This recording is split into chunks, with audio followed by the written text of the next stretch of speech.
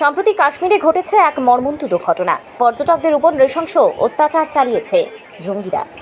এই অত্যাচারে ২৬ জন পর্যটক গুলিবিদ্ধ হয়ে গুলিতে ঝাঁঝরা হয়েছেন। তার মধ্যে ৩ জন রয়েছেন বাংলার বাসিন্দা। সাংসদ এবং বিধায়কদের নির্দেশ অনুসারে কাশ্মীরের পহেলগাঁওয়ের এই ভয়ঙ্কর ঘটনার প্রতিবাদে আজ একটি মৌন মিছিলের আয়োজন করা হয়। এই মৌন মিছিলে ছিল শুধুই মোমবাতির আলো। টিটাগড় নগরপালিকার তরফ থেকে আজ সন্ধ্যে ৬টায় এই মৌন মিছিলের আয়োজন করা হয়, যেখানে উপস্থিত ছিলেন সমস্ত পার্ষদ, পদাধিকারী এবং কার্যকর্তারা। টিটাগড় শহর তৃণমূল কংগ্রেসের তরফ থেকে এই মৌন মিছিল এবং মোমবাতি মিছিলের আয়োজন করা হয়। সেই সঙ্গে শহীদদের আত্মার প্রতি শ্রদ্ধা জানানো হয়।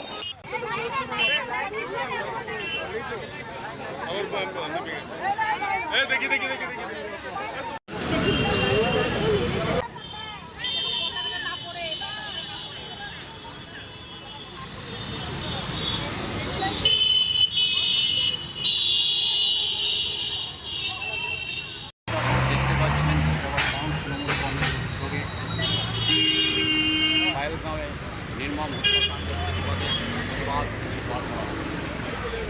মিছিলটি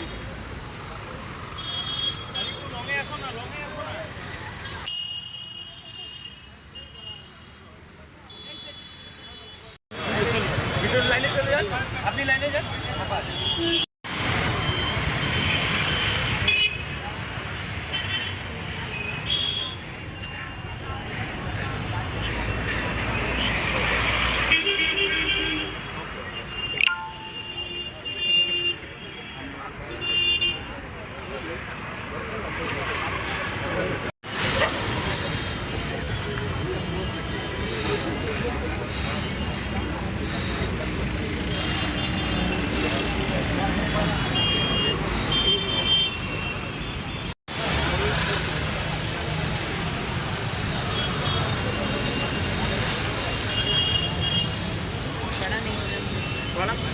भाई कैंडल ले मनिया भाई आगे आइए ना कैंडल ले।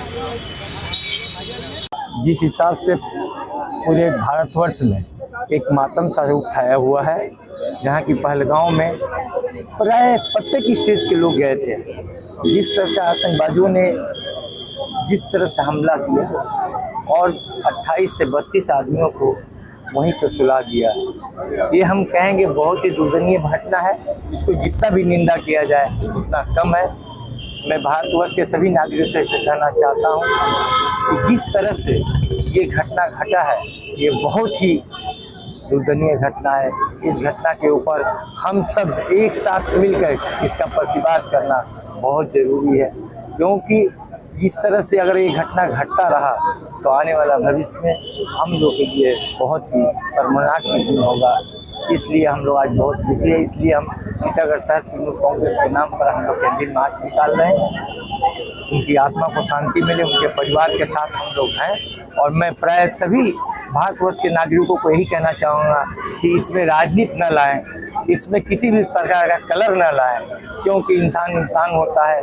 जिसके घर में लोग मरे हैं उनके लोग ही जानते हैं। उनके साथ साथ हम लोग पूरे भारतवर्ष आज इस समय जो है शोक में डूबा हुआ है। और यहाँ के कुछ लोग चंद लोग हम हाथ जोड़ के निवेदन करते हैं, इसको कलर और राजनीति में न लाएं और सामाजिक हिसाब से जिस तरह से भारतवर्ष के नागरिकों के साथ इस तरह से व्यवहार हो रहा है, इसका कड़ा से कड़ा सबक लोगों को दिया जाए कि ताकि हम लोग चैन और शांति কেন রাস্তায় আছে? আমরা আজকে রাস্তায় আছি এই কারণেই যে আপনারা দেখেছেন কালকে আমরা একটা অনুষ্ঠান করেছিলাম। কারণ এই যে হত্যাকাণ্ডটা হয়েছে, সেই হত্যাকাণ্ড আমার যা বয়স আছে, আমি আগে অনেক হত্যাকাণ্ড আমরা পেপারে টিভিতে দেখেছি, কিন্তু এই ধরনের হত্যাকাণ্ড যে পহেলগামে এটা হয়েছে, যে তার স্ত্রী দেখতে পাচ্ছে তার স্বামীকে সামনে খুন করে মারছে, তার বাচ্চা দেখছে তার বাবাকে গুলি করে মারছে, পরিচয় জিজ্ঞেস করছে তাদের গুলি করে মারছে। এই ধরনের মানে পৈশাচিক ঘটনা যেটা ওখানে ঘটেছে, সেই ঘটনায় বিরল ঘটনার প্রতিবাদ আমরা জানাই। এই কারণেই যে আমি সমস্ত বাংলার মানুষকে এবং ভারতবর্ষের মানুষকে বলবো, সবাই একসাথে রাজনীতিকে ঊর্ধ্বে রেখে, ধর্মকে ঊর্ধ্বে রেখে এই ধরনের হত্যাকাণ্ডের প্রতিবাদ করা উচিত। কারণ এটা তো একটা আশ্চর্য যে আমার ওয়াইফ দেখছে যে আমাকে গুলি করে মারছে, আমি দেখছি আমাকে আমাকে মরতে দেখছে আমার ওয়াইফ, আমার বাচ্চারা দেখছে।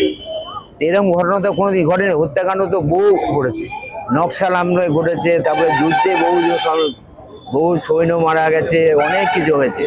কিন্তু স্বামী স্ত্রী পরিবারের সামনে তাদের পরিবারের যে মাথা, তাকে গুলি করে মারছে, আমাকে দেখতে হচ্ছে। এই ধরনের ঘটনা যেন আমাদেরকে আর দেখতে না হয়। এই জন্য ভারতবর্ষের সবার উচিত যে এই ঘটনার রাজনীতির ঊর্ধ্বে থেকে এর প্রতিবাদ করা।